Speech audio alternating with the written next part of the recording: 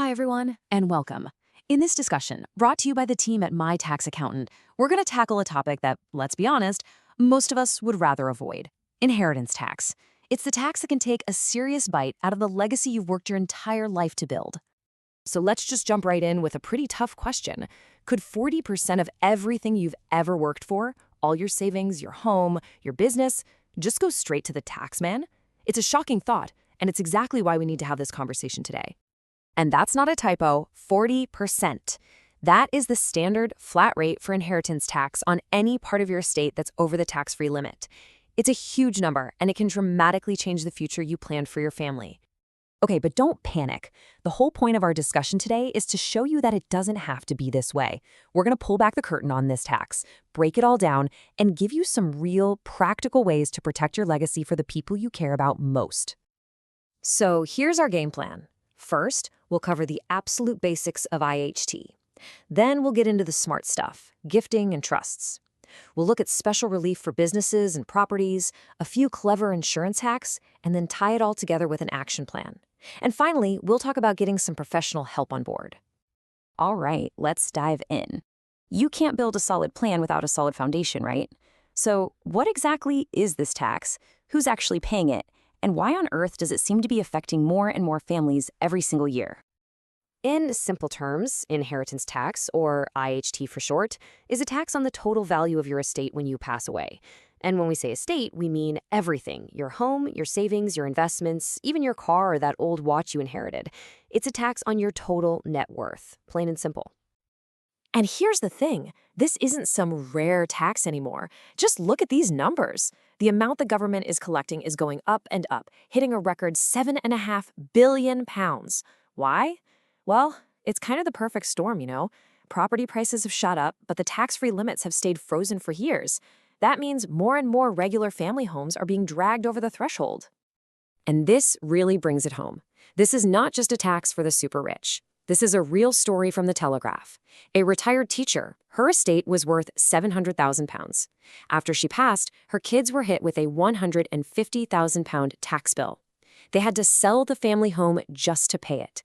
That's the kind of heartbreaking situation that proper planning is designed to avoid. So how do you protect yourself? Well, the good news is there are tax-free allowances. Think of these as your first line of defense. Everybody gets what's called the nil rate band, which for the 2025/26 tax year is £325,000. On top of that, if you're passing your main home onto your kids or grandkids, you can get an extra £175,000. You add those together, and for many people, that's £500,000 you can pass on tax-free. Now for couples, whether you're married or in a civil partnership, it gets even better. You can actually combine your allowances. So if one partner doesn't use all of theirs, it can be passed to the other. That means, together, you could potentially pass on up to £1 million, completely free of IHT. But, and this is a big but, it isn't automatic. You have to have it set up correctly in your wills. Okay, so we've got the basics down. Now for the proactive stuff, the things you can actually do about it. Let's start with two of the most effective tools in the entire financial planning toolbox: smart gifting and setting up trusts. You know, one of the easiest ways to shrink your estate's value is simply to give some of it away while you're still here. And HMRC actually allows you to do this. You get a £3,000 annual exemption you can give away each year. You can also give as many small gifts of £250 as you like to different people. And there are even bigger allowances for things like wedding gifts. A really great one that people often miss is making regular gifts out of your leftover income. If you can show you don't need it to live on, those gifts can be immediately tax-free. But what if you want to give a bigger gift? Let's say helping your daughter get on the property ladder in London. Well, that's called a potentially exempt transfer, or a PET. And this is where you've probably heard of the 7-year rule. It's pretty straightforward. If you live for 7 years after you make the gift, it becomes 100% IHT free. It's like it was never a part of your estate to begin with. So what happens if you don't make it the full 7 years? Is the gift fully taxed? Well, no, not necessarily. That's where something called taper relief kicks in.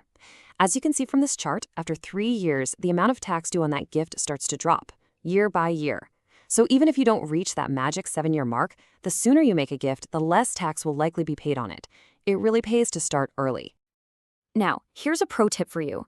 What if you want to give assets away, but you're a bit worried about the person receiving it? Maybe they're too young or not great with money. This is where trusts are amazing. A trust is like a financial safe deposit box. You can put assets in there, which takes them out of your estate for tax purposes, but you still get to write the rules for how and when the money is handed over. It's the best of both worlds, tax efficiency and control. Okay, next up. For any of you out there who are business owners, freelancers, or entrepreneurs, listen up. This next bit is a massive game changer. It's called business relief, and it is honestly one of the most generous reliefs in the entire UK tax system. And this is why it's so powerful. For a qualifying business, you can get 100% relief from IHT. Let me say that again. 100%. You could pass on a family business worth millions, and the IHT bill could be zero. Zilch. This usually applies to shares in a private, unlisted company. There's also a 50% relief for some shares on the AIM stock market. Did you know, though, that there are strict rules? You can't just assume your business will get it. You have to have owned the assets for at least 2 years, and critically, it has to be a trading business. So if your main activity is just investing, like holding a portfolio of rental properties, it probably won't qualify. But the impact is huge. This one relief saved UK families almost £5 billion last year. All right, so beyond those big strategies, there are a few other clever moves and financial safety nets you can put in place. These are the things that can really add that extra layer of protection and efficiency to your overall plan. Okay, here's another pro tip, and it's probably one of the most important in this whole discussion.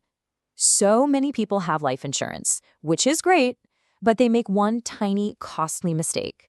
If your policy is not written in trust, the payout just gets added to your estate and can get taxed at 40%. It's crazy. By simply putting it in a trust, the money goes straight to your family, completely bypassing IHT. It's an absolute no-brainer. And there's more. Your pension, for example, is usually one of the best things you own from a tax perspective. If you pass away before 75, it can often be passed on completely free of IHT. Feeling generous? If you leave at least 10% of your estate to charity, the government will actually cut the tax rate on the rest from 40 down to 36%. And there's even a clever legal tool called a deed of variation. It lets you redirect an inheritance you receive, maybe passing it straight to your own kids, which can be much more tax efficient. Phew, that was a lot of information, I know. So the big question is, where on earth do you even start? Let's bring it all together into a simple 7-step action plan to get you on the right track.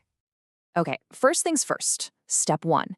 Figure out what your estate is actually worth. Add up your assets, take away your debts. You need to know your starting point. Step 2. Get clear on your allowances. That's the $325K plus the $175K for your home. Step 3. Start gifting. Use those yearly allowances and get that 7-year clock ticking. And step 4. If control is important to you, look into using trusts.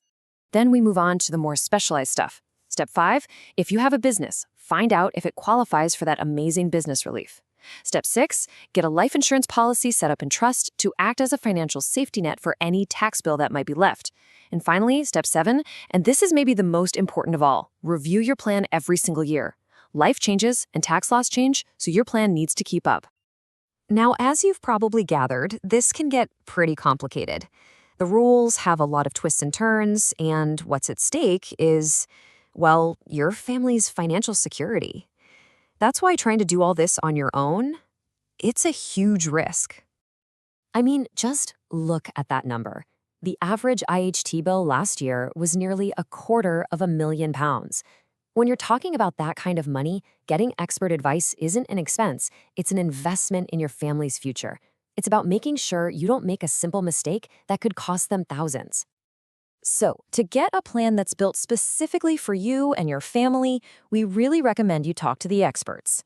You can reach out to the team at My Tax Accountant for a completely confidential chat about your situation. You can get them on WhatsApp or by phone at 07854 255 375, or just drop them an email at info@mytaxaccountant.co.uk. And hey, for more useful tax tips just like this, make sure you hit that subscribe button on our YouTube channel. Thanks so much for tuning in.